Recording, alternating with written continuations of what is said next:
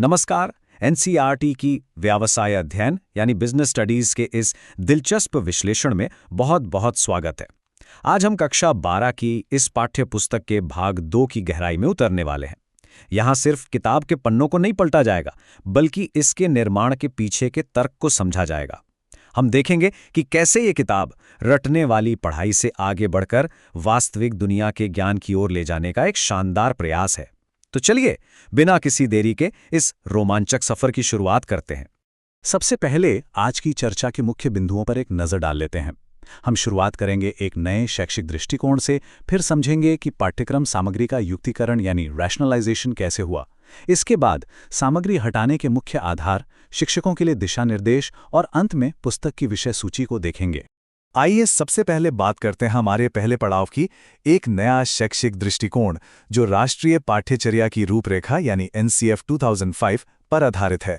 किताब के आमुख में एक बहुत ही गहरी बात कही गई है। बच्चों के स्कूली जीवन को बाहर के जीवन से जोड़ा जाना चाहिए और जानकारी को रटा देने की प्रवृत्ति का विरोध होना चाहिए। ये सिर्फ एक वाक्य नहीं है, बल्कि शिक्षा प्रणाली में एक बहुत बड़ा और क्रांतिकारी बदलाव है।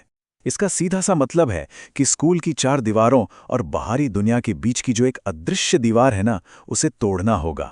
रटंत विद्या की पुरानी व्यवस्था को अब पूरी तरह से अलविदा कहने का समय आ गया है। और इस सोच को लागू करने का तरीका भी बेहद शानदार है। जैसे ही किताब शुरू होती है, हमें भारत के संविधान की उद्देशिका यानी प्रिएम्बल देखने को मिलती है। ये कोई संयोग नहीं है, ये पूरे पाठ्यक्रम को सीधे हमारे राष्ट्रीय मूल्यों से जोड़ता है। जब व्यवसाय अध्ययन सीखा जाता है तो सिर्फ व्यापार के नियम नहीं, बल्कि समानता, स्वतंत्रता और न्याय के मूल सिद्धांतों को भी गहराई से समझा जाता है। कितनी मजबूत दार्शनिक नींव है ये। अगर हम पुराने और आधुनिक दृष्टिकोण की तुलना करें तो अंतर बिल्कुल साफ नजर आता है। याद है ना, पुराने तरीके में सिलेबस का कितना भारी बोझ होता था। पाठ्यपुस्तक ही ज्ञान का एकमात्र स्रोत हुआ करती थी और बस उसे रटना होता था। लेकिन आज का आधुनिक दृष्टिकोण बिल्कुल अलग है। इसमें लचीलापन है, रचनात्मक गतिविधियां हैं। अब छात्रों को ज्ञान का सिर्फ एक निष्क्रिय ग्राहक नहीं, बल्कि एक सक्रिय निर्माता माना जाता है। ये सच में गेम चेंजर है। चलिए अब आगे बढ़ते हैं और अपने दूसरे मुख्य विषय पर आते हैं, पाठ्यक्रम सामग्री का युक्तिकरण यानी नई वास्तविकताओं को अपनाना। यहाँ सबसे दिलचस्प बात यह है कि जब किताबी सिद्धांतों का सामना आज की आधुनिक जरूरतों से हुआ तो बदलाव करना एकदम अनिवार्य हो गया। देखिए, कोविड-19 महामारी और नई राष्ट्रीय शिक्षा नीति 2020 के आने के बाद ये बात बिल्कुल साफ हो गई कि सिलेबस का बोझ कम करना अब सिर्फ एक विकल्प नहीं, बल्कि समय की एक बहुत बड़ी मांग है। और ऐसा क्यों किया गया?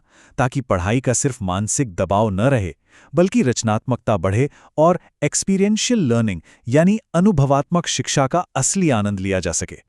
अब सवाल उठता है कि सिलेबस कम कैसे किया गया। यही हमारा तीसरा बिंदु है, सामग्री हटाने का मुख्य आधार, जिसके लिए कुछ बहुत ही सख्त मापदंड तय किए गए। सिलेबस कम करने के लिए हवा में तीर नहीं चलाए गए, बल्कि 5 बहुत ही स्पष्ट और तार्किक नियम बनाए गए।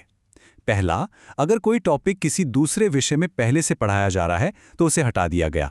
दूसरा, जो सामग्री पिछली या अगली कक्षा में दोहराई जा रही थी उसे भी कम किया गया।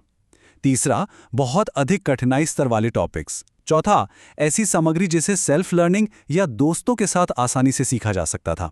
और पांचवा, वो चीजें जो आज के समय में प्रासंगिक नहीं रह गई थी। इस तरह की व्यवस्थित ढांचे ने पूरी प्रक्रिया को कितना आसान और तार्किक बना दिया। अब रुख करते हैं अपने चौथे हिस्से की तरफ, शिक्षकों के लिए दिशा निर्देश यानी सिद्धांत को असल जिंदगी में कैसे उतारा जाए। शिक्षकों के लिए ये किताब सिर्फ पन्नों का पुलिंदा नहीं, बल्कि एक सीधा एक्शन प्लान है। उन्हें साफ निर्देश हैं कि सिर्फ किताबी तथ्य न पढ़ाएं, बल्कि बाजार की बदलती व्यावसायिक स्थितियों का विश्लेषण कराएं। टीवी, बिजनेस मैगजीन और इंटरनेट का इस्तेमाल करके आज की ताज़ा घटनाओं को क्लासरूम का हिस्सा बनाया जाए। और सबसे ज़रूरी बात, केस स्टडीज के जरिए रियल वर्ल्ड प्रॉब्लम्स को सुलझाने का मौका दिया जाए। यही तो इस आधुनिक शिक्षा का असली लक्ष्य है। और अब चर्चा के अंतिम पड़ाव पर आते हैं, विषय सूची। आइए इस पाठ्यपुस्तक के अंदर एक नज़र डालते हैं। किताब के अध्यायों का जो प्रवाह है वो बिल्कुल एक मजबूत इमारत बनाने जैसा है। सबसे पहले बुनियादी प्रबंधन सिद्धांतों और व्यावसायिक पर्यावरण से नींव रखी जाती है। फिर बात आगे बढ़ती है संगठन का ढांचा बनाने, कर्मचारियों की नियुक्ति, निर्देशन और नियंत्रण जैसे जटिल कामों की ओर।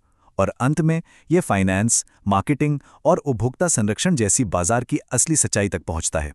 यह पूरा ढांचा एक बेहद ठोस आधार तैयार करता है। इस पूरे विश्लेषण के अंत में एक बहुत ही महत्वपूर्ण सवाल सामने आता है। सीखने का यह आधुनिक और सुव्यवस्थित दृष्टिकोण भारतीय उद्यमियों और प्रबंधकों की अगली पीढ़ी को कैसे आकार देगा? जिस तरह से हमारी शिक्षा प्रणाली रटने के बजाय समझ, वास्तविक जीवन के अनुभव और तार्किक सोच की तरफ बढ़ रही है, उससे भारत के भविष्य के लीडर्स कैसे तैयार होंगे? क्या वे अधिक इनोवेटिव और प्रैक्टिकल होंगे? इस पर जरूर विचार किया जाना चाहिए, क्योंकि यह बदलाव वाकई बहुत प्रेरणादायक है। इस पूरी चर्चा का हिस्सा बनने के लिए बहुत बहुत धन्यवाद। सीखते रहें और जिज्ञासा को हमेशा जीवित रखें।